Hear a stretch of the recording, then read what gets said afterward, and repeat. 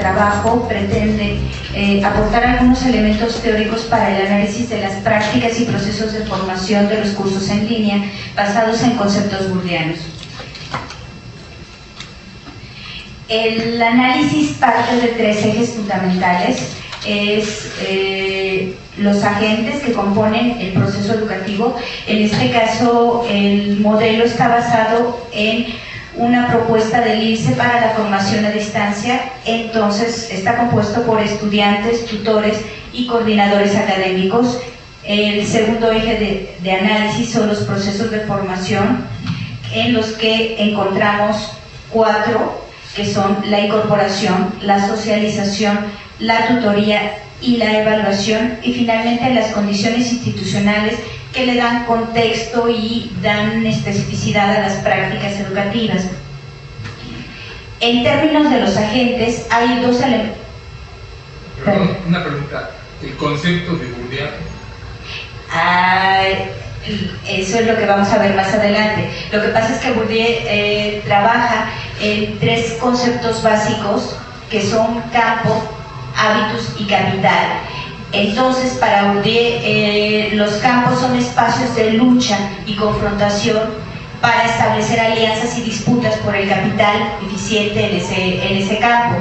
Dentro de ese campo también se generan ciertas disposiciones, que es lo que llama hábitos. Pero esto, lo engarzaremos de manera directa con los agentes. En este caso, lo que se retoma de Bourdieu son dos conceptos básicos para pensar las prácticas y procesos de formación de los cursos en línea. Uno es el capital cultural. Él lo define como el conjunto de conocimientos y saberes que posee un sujeto.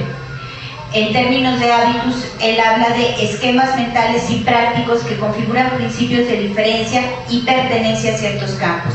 Estos elementos nos van a permitir articular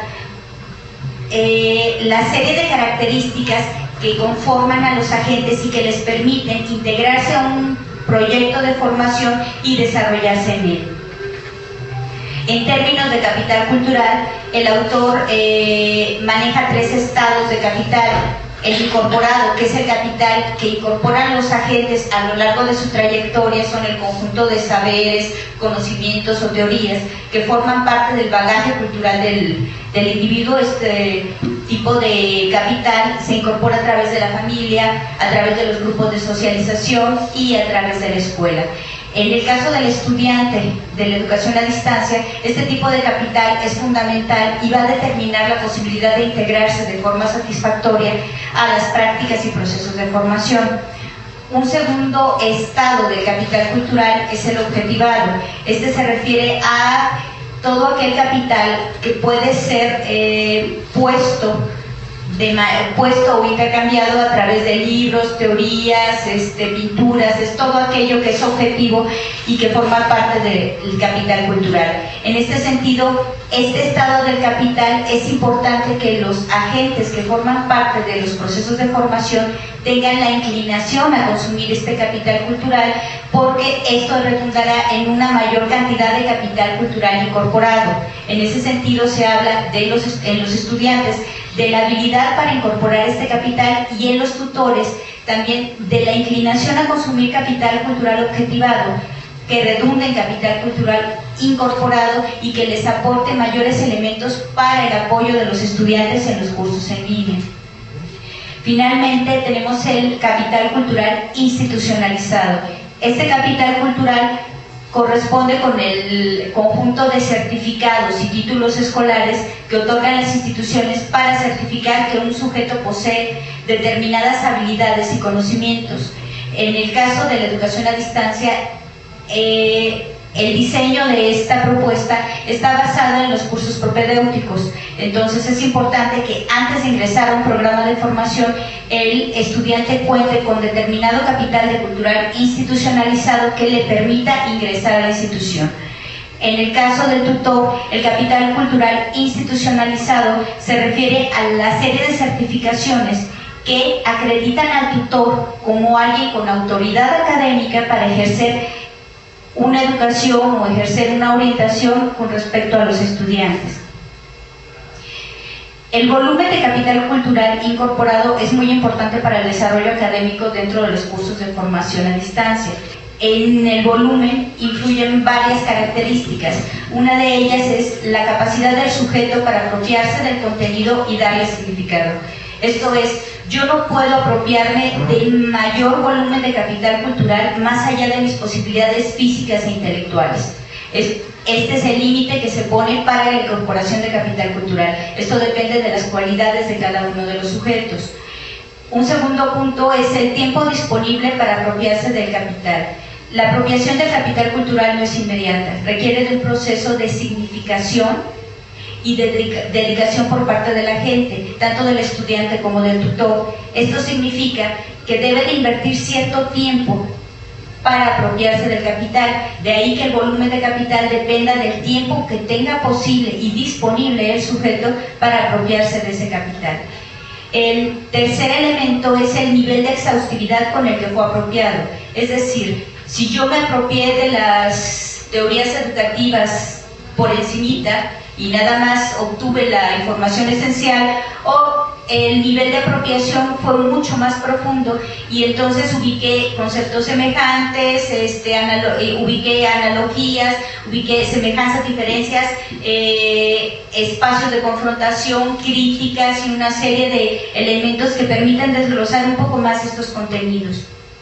Evidentemente, mientras mayor sea el nivel de exhaustividad con el que los agentes poseen este capital cultural, mayores elementos tendrán para desarrollarse dentro del programa.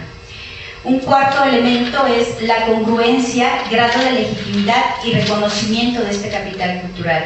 Habíamos dicho que el capital cultural puede ser apropiado en el grupo familiar, los grupos de socialización y las escuelas, pero tiene que haber una congruencia entre el capital cultural que se apropia el sujeto en todos estos espacios y el que se maneja en la institución. Si no hay un reconocimiento por parte de la institución de todo este capital que posee el sujeto, aun cuando posea conocimientos, ese capital no es reconocido dentro de la institución y el sujeto queda marginado. Entonces es importante que exista esta congruencia y que el capital cultural que se apropia el sujeto sea legítimo y sea reconocido por parte de la institución.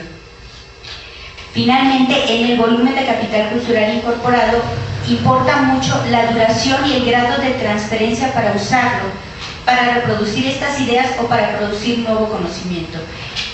En este punto nos referimos a la capacidad del sujeto para encadenar y armonizar este capital cultural y utilizarlo. Hay dos formas en las que el sujeto puede utilizarlo. Una de ellas es la reproducción del contenido. En ese caso no hay forma de que el sujeto pueda recrear aquello que se apropió, y otra es la posibilidad de que transfiera este contenido a diferentes espacios y en esa medida pueda recrearlo y convertirse de consumidor en productor. Pero aquí nos enfrentamos al siguiente problema. Si bien es cierto que es importante que el sujeto posea determinado volumen de capital cultural, también es importante que sepa qué hacer con él.